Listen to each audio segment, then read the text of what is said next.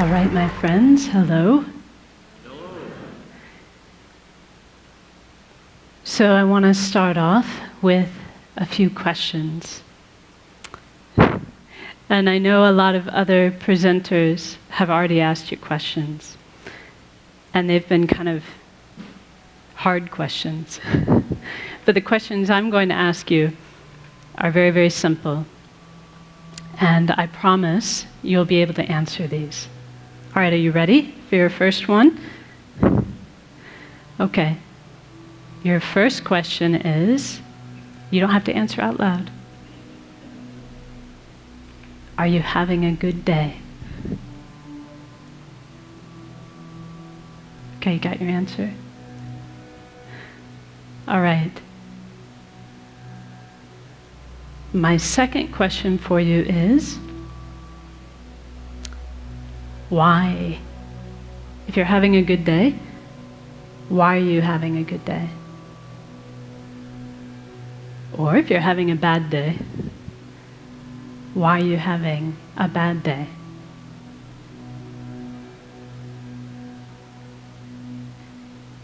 So I have one more question for you. This should be the easiest one of all. My last question is, tomorrow, would you rather have a good day? Or would you rather have a bad day? Do you have your answer for that one? What about the day after tomorrow? What about Sunday? Let's see, yeah, that's right. Tomorrow's Saturday, Sunday. How about Monday? Would you like to have a good day or a bad day on Monday? Tuesday? Wednesday? Thursday? Friday? This time next week? A good day or a bad day?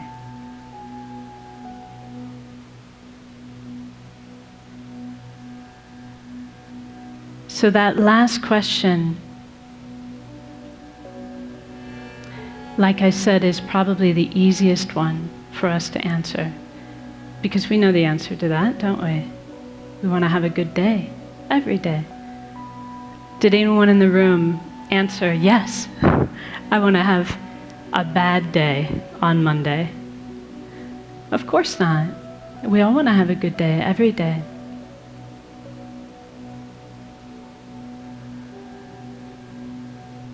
So this is really speaking to the type of happiness that we all wish for in our heart of hearts. We have a good day when we are happy. And we want to be happy every day. There's never a day when we don't want to be happy. But whether or not we have good days or bad days really depends upon how we answered the second question. Do you remember the second question? What was the second question? Why? Why am I having a good day? Why am I having a bad day? So one thing that my teacher says, his name is Geshe Kelsang Nyema, and he says that much of the time our mind is like a balloon in the wind, blown here and there by external circumstances. Do you know that feeling? He says when things are going well, when they're going our way, we feel happy. But then if something goes wrong, for example, he says if we're forced to work with a colleague that we dislike, but I'm sure none of you have colleagues you dislike, right?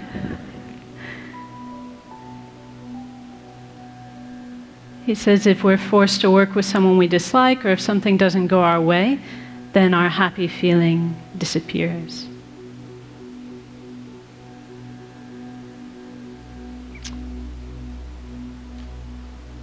So as long as our answer to the question, why am I having a good day, or why am I having a bad day?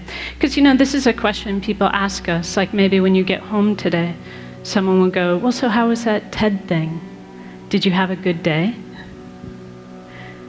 And we'll say, yeah, I did.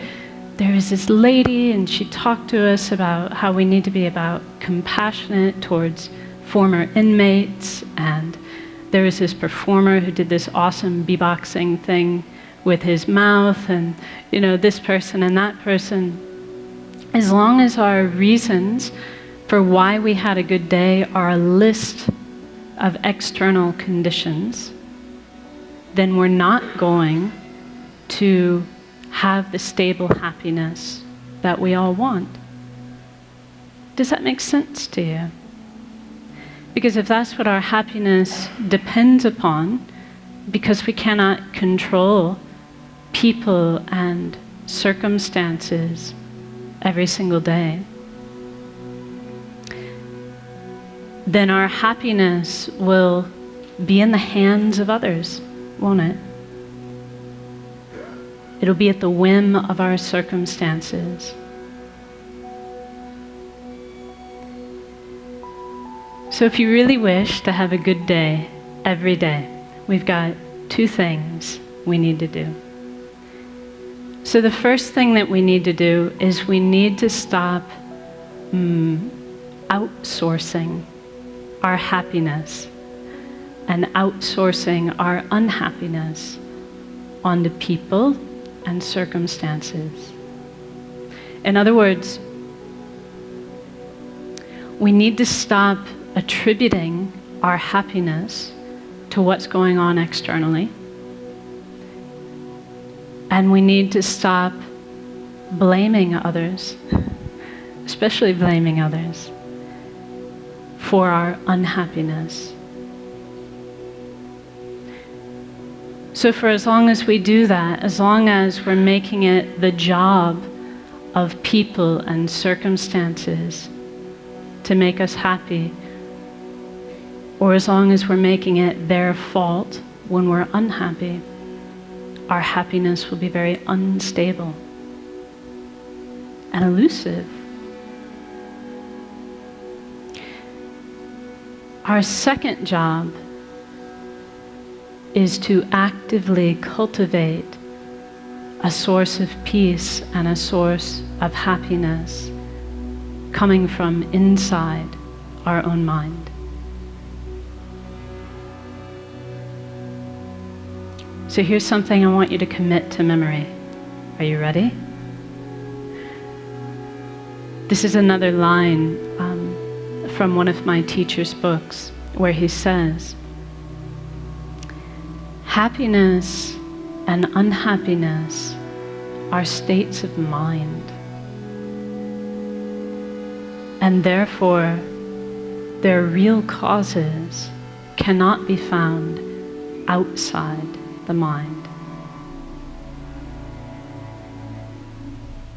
So if we have a peaceful state of mind, we will be happy regardless of people and circumstances. If our mind is unpeaceful or agitated, then even if we have very good circumstances, we'll find it impossible to be happy.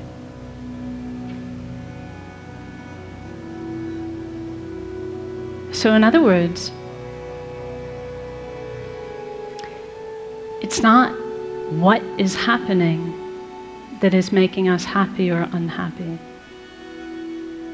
It is how we are responding to those things that determines whether we are happy or unhappy. It is what our state of mind is like that determines our happiness or our unhappiness. So how are we going to do this? So we can all understand this. Like intellectually, it's not rocket science, is it? It's not hard to understand. And maybe to a certain extent, as I tell you these things, you're like, yeah, I knew that already. I knew that already.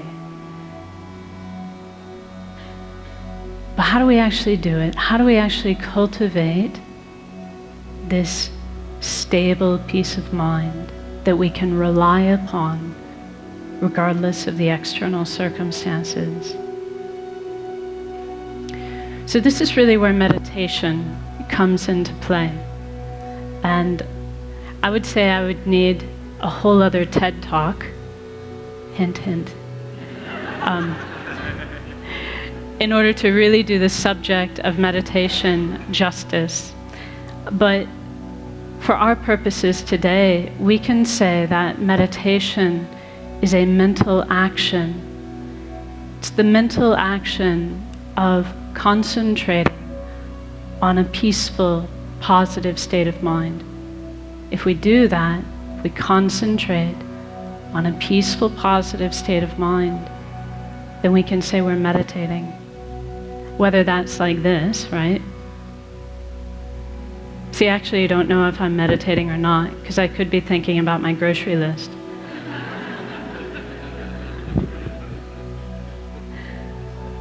It's only meditation if I'm actually focusing on a positive, peaceful state of mind.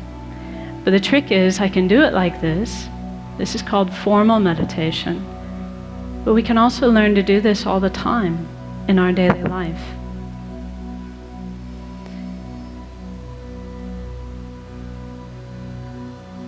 So see, here's a perfect opportunity. We concentrate on a mind of patience. We're not disturbed, not unhappy.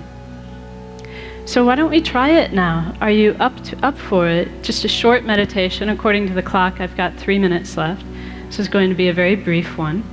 But let's actually try it. Let's try to tap into our own potential for a peaceful, positive state of mind. So now I'll ask you just to sit comfortably and place your feet flat on the floor and your hands within your lap.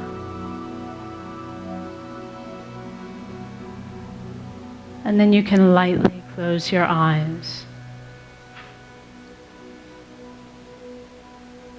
and become aware of the sensation of your breath at the tip of your nose.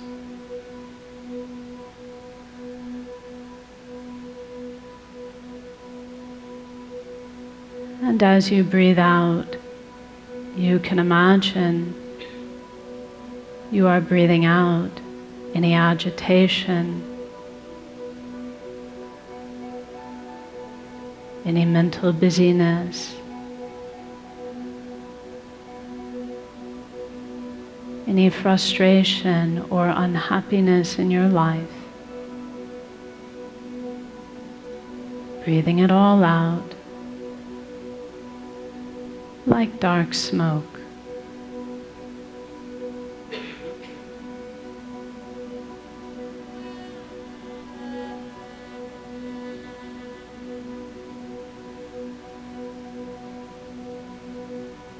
And as you breathe in, you can imagine and believe that you are breathing in a clear, bright light,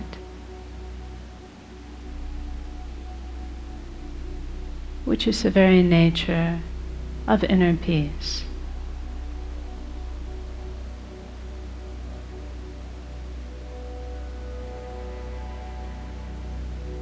And you can imagine that this clear, bright light fills your entire body and mind.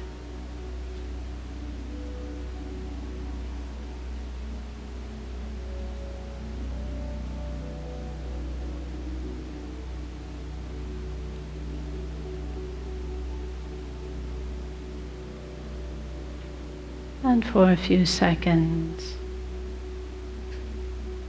simply enjoy this inner peace coming from within.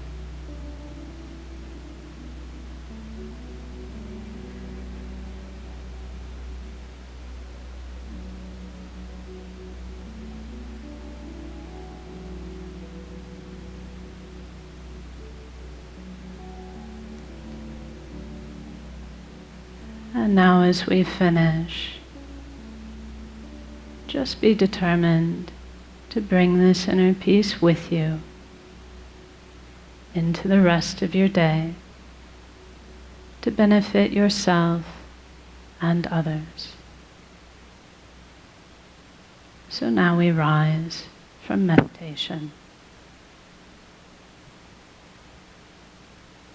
Thank you very much.